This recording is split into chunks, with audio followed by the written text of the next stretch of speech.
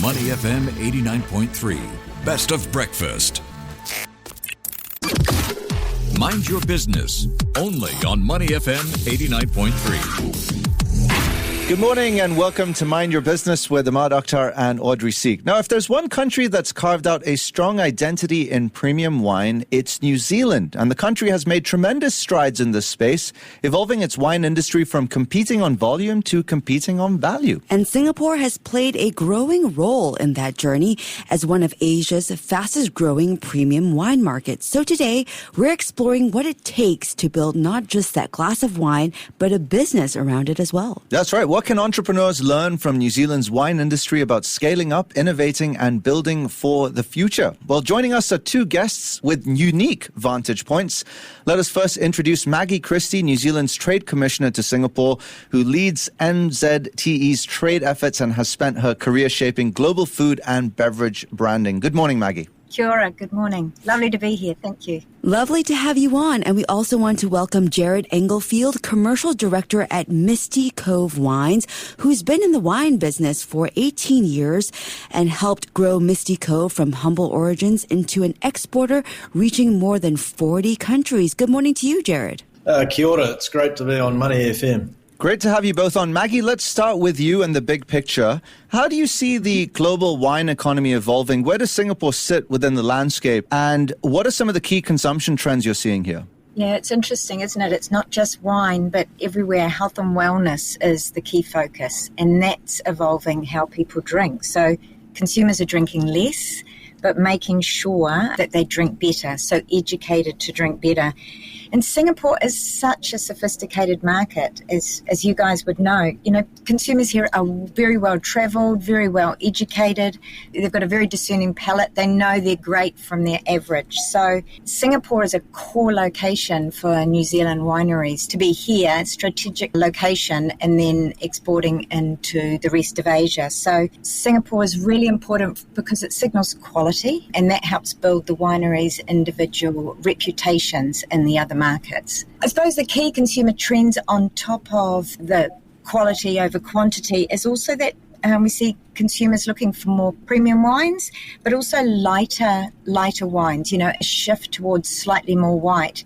And I know, Audrey, you're a preference in red, but there is a slight move to white and to rosé. So, and also wines that are produced sustainably, which is obviously an area we're very strong in. So yeah, quality over quantity, and looking broader than probably just the traditional old wines. All right. Well, Jarrod, let's bring you in here. How do you see New Zealand wines being received here in Asia and Singapore in particular? What makes New Zealand stand out in such a competitive wine market? As we understand, Asian consumer preferences, and Singapore in particular, have evolved considerably over the last few years as drinkers discover that white wines can offer complexity and fullness of flavour without the heavy tannins associated with reds, for example. White wines such as Sauvignon Blanc are grown in popularity, and this is what New Zealand does better than anybody. We, New Zealand, is known for our fruit-driven, punchy Sauvignon Blancs with balanced acidity and clean, crisp minerality. These are wines that can be both easily accessible for people to new wine and also those looking for complexity and sophistication. This is where New Zealand really stands out from the crowd. Our wines are perfectly suited for the climate and cuisine here. Spicy, rich flavours, for example, paired with chili crab or fried noodle dishes that are popular with Asian cuisine. Excellent. Wine and chili crab at 8:22 in the morning. There's a perception that wine margins, and perhaps rightly so, are either huge at the luxury end or razor thin at the volume end. Maggie, when you look at Singapore as a hub, do you see higher profitability in on-trade channels? We're talking hotels and restaurants, or off-trade retail and e-commerce. And what's the strategic mix for wineries entering Asia? Yeah, it's a really good question because everybody wants to get the most, right? I suppose where we see it in the feedback we give to our wineries coming through is both on-trade and off-trade play a really important role, especially in a place like Singapore. So it's not about choosing one channel over the other, it's how they work together. So on-trade is often where you can grow your brand. You know, it's how people find out about you, and it allows us to probably charge a little more for that taste. Whereas off-trade is all about reaching more consumers and getting more people to try it. So it really depends on where wines are and what their stage of growth is as to which they choose. But what matters most, and it's not just for New Zealand, is those wineries have consistency. So if you're used to getting your favourite wine in your favourite restaurant or going into your favourite store, you want to make sure it's there and enough to buy. So that consistency plays a key role as well as the price. And obviously taste is number one. All right. Well, I'm going to pick up here and bring Jarrod in again. Misty Cove is a great case study. So you guys started pretty small, Jarrod, and now you're exporting to over 40 countries. So tell us more about your journey and what did it actually take to grow to such a global name? We're a Marlborough, New Zealand-based company and make wines across 3 ranges. So we have our estate, landmark, and we have a limited release range, each offering different levels of expression and sophistication, from everyday drinking to handcrafted small batch wines of incredible elegance. It takes a lot of hard work, it's plain and simple. It's a crowded market, and we need to be dedicated to our internal strategy of quality, innovation and partnerships. Partnerships for us are incredibly important as we need our distributors, retailers and of course consumers to really connect with our brand and our story.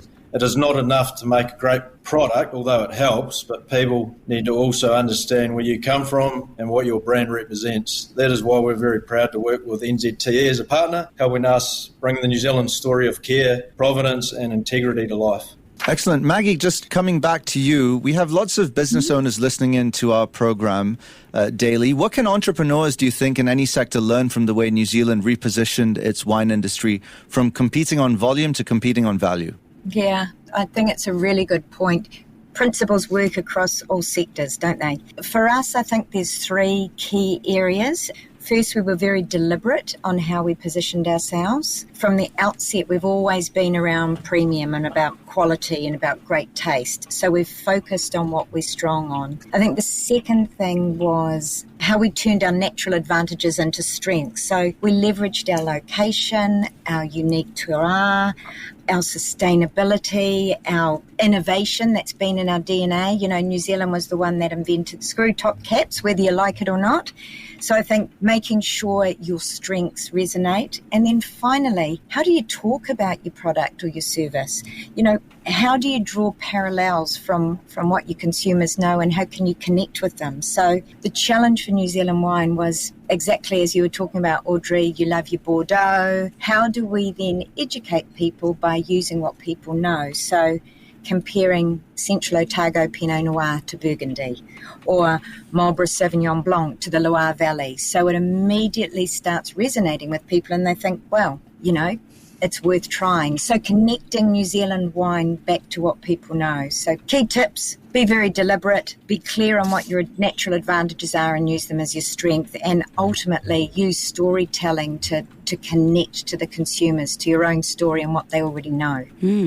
Yeah, so speaking of education here, Jarrod, from your experience, how do Asian and Singaporean consumer preferences differ from, say, Europe or the US? And how has that shaped the way you grow Misty Cove in this region? Well, Maggie mentioned around storytelling. I mean, storytelling is incredibly important, especially with a place like New Zealand. But for us, innovation is incredibly important. For example, we use the relatively uncommon acacia wood. And for your listeners out there, there's probably a lot of the wine lovers that don't know much about acacia wood. But we use this for our aromatic wine aging, for example. This is an innovation we've specialised in that separates us from the pack and makes our wines distinctive. We also produce a blush Sauvignon, and it's currently sold in Singapore, which is an innovative take on the traditional Sauvignon Blanc, but it looks and tastes similar to a rosé, for example. And we've just released a Nouvelle-style non-oak Pinot Noir red that is designed to be chilled. This is targeted at the non-traditional red wine drinker and is a trend that we think will continue to grow. So for us as a winery, you've got to constantly push boundaries, and and we do that through old world techniques, but with innovation that align with consumer trends. I mean, that's what's really important for us as a company. Yeah, Maggie, final question. We know that the wine industry can be fairly cutthroat and quite saturated. So how valuable do you think industry-wide collaboration being in New Zealand, or in growing New Zealand's wine sector rather, and could Singapore food producers benefit from a similar united front? I totally think partnerships is where it's at. Jarrod's already touched on that. And I think in Singapore and in Asia, it's partnerships that matter. So I think for us, it's about building that relationship, so deeply understanding what distributors, what retailers, what consumers are looking for, and then partnering together. It's part of the reason we've got our world-class New Zealand-made retail campaign. I had to pop that in because it creates a platform for wineries, retailers and distributors to work together to profile New Zealand wine, but ultimately it gives consumers a chance to try them. And it's only taste, everybody's preference is slightly different. So yeah, working together and working for a common goal to help educate and bring new experiences to consumers. All right. Well, wonderful insights from both of you today. Maggie Christie, New Zealand's Trade Commissioner to Singapore, and Jarrod Englefield, Commercial Director at Misty Cove Wines. Thank you both so much for joining us. Thank you. Thank you. Thank you very much. Stay with Money FM 89.3. To listen to more great interviews, download our podcasts at audio.sg or download the audio app. That's AWEDIO, audio at the App Store and Google Play.